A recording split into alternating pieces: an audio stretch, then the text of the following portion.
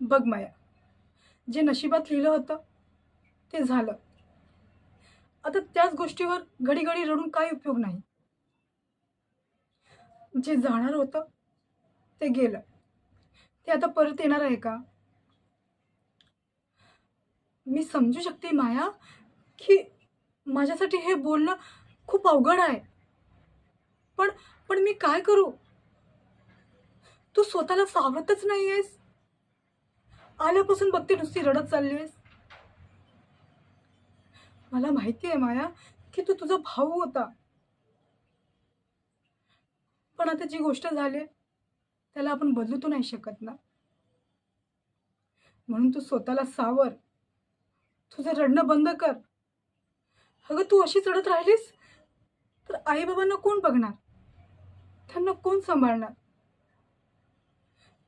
तू हिंमत नको हारूस. तू सावर स्वतःला